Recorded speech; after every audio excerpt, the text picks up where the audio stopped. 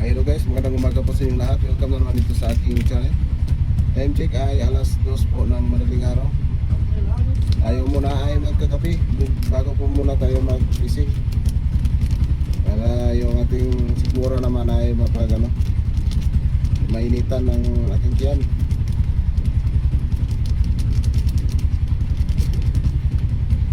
Nakapag-buhay naman na nga pala kami guys, si Joseph Macaler, taga Plumulok, South Cotabato. Siya yung una nakapag-binamano sa amin ngayon.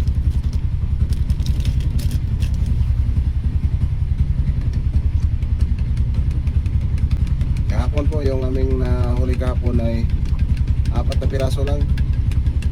Si umaga pa may unos na dumating.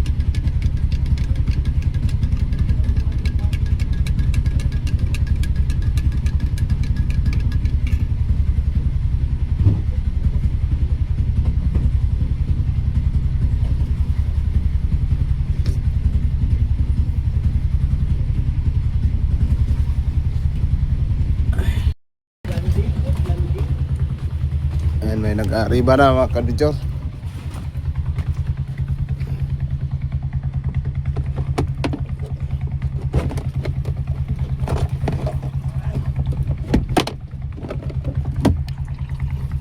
Kuha tayo ng pain natin, barawan.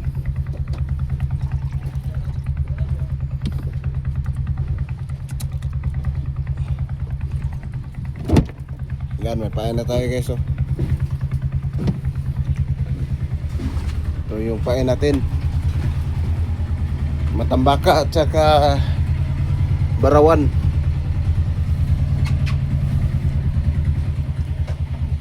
Yan po, unti-unti na po yung bumababa yung mga service. Yan si Charles naman kasunod. Kahapon po ay nakasampa po kahapon si Charles sa isang piraso. Pinahinay lang. Lah,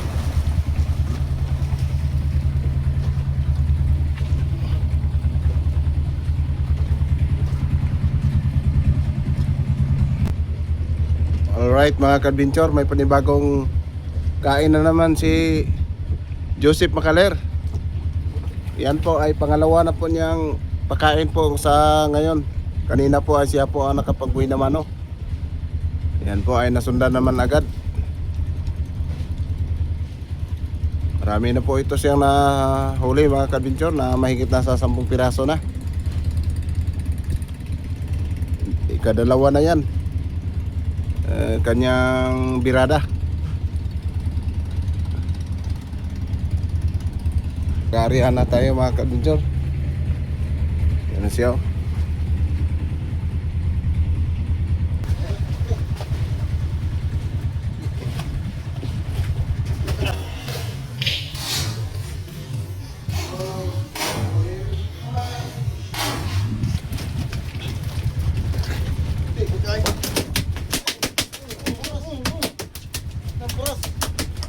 Buhay pa guys.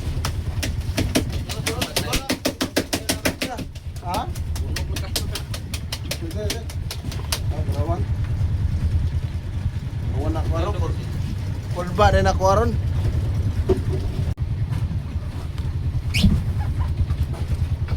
Tumnat sa'yo.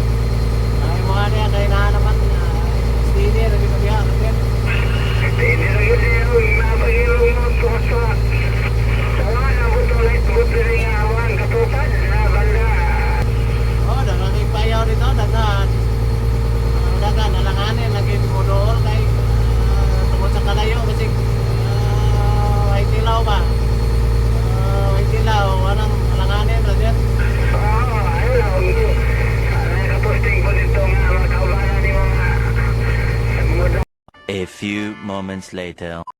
Yan po mga ka-adventure, pahina lang yung aming takbo kasi malakas yung alon at saka hangin. 12 miles pa yung aming pinupuntahan na magsasalubong kami sa Carrier. So, ang lalaki po ng mga alon.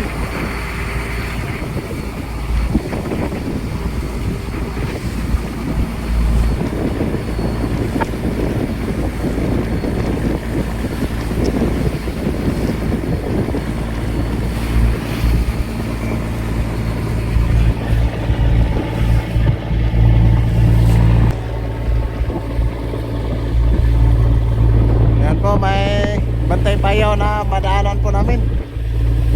Bandang sa unahan pa po kami banda. Malakas na po yung hangin at saka alon. Mamaya magdiskargada kami.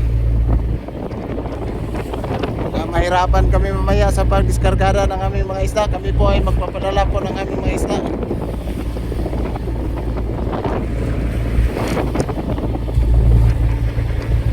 Spot na location po namin, nandito po kami sa 04120. Bandang bandang south po yung aming tinatakbo.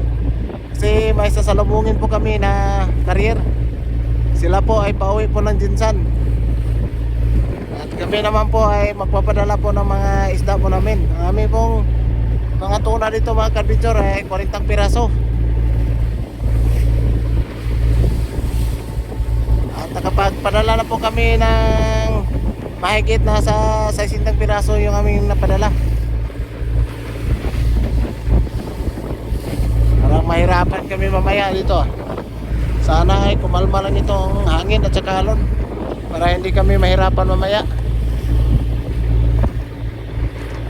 Sa ganito pong sitwasyon, yung aming pong mga service mahirapan talaga sa pag-diskargada ng aming mga isda.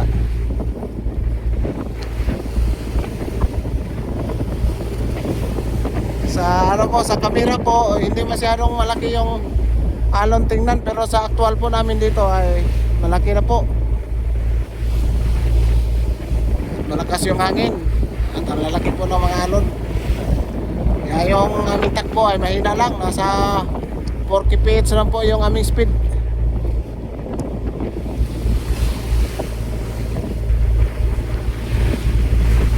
Mamaya po saglit, bandang alas 2 ay makarating na po kami sa aming paroroonan. May mga bangka din doon, magpapadala ng mga isda, mga tuna.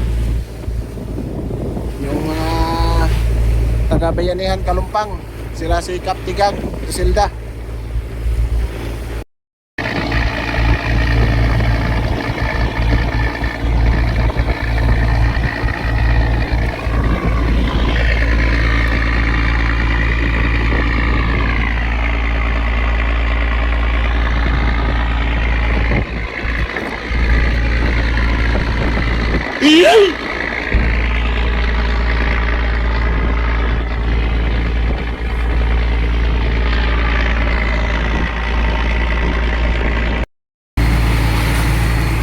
Ito po ang sitwasyon sa aming bulihan. Okay, so labas-pasok yung tubig.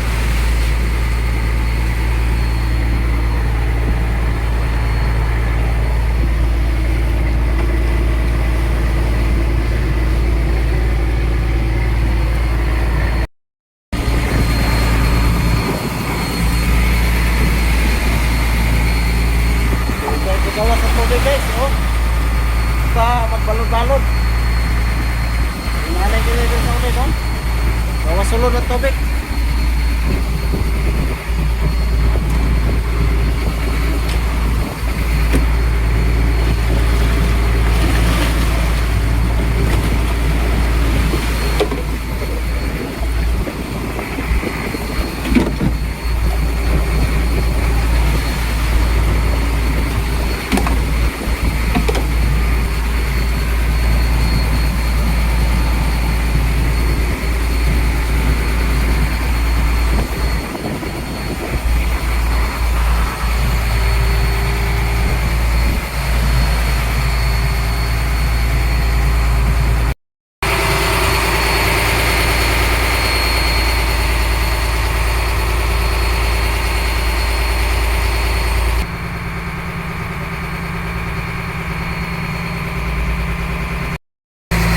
sudan si Ubloy guys ba oh?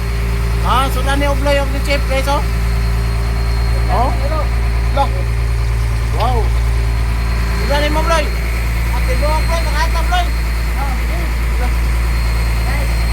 Ah. Ay, piniritong mulat nga. Pugot guys oh.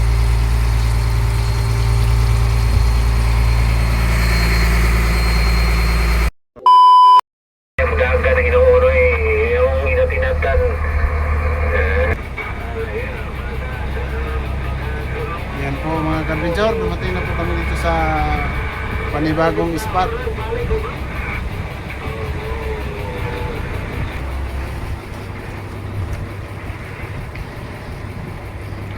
Talo na lang guys.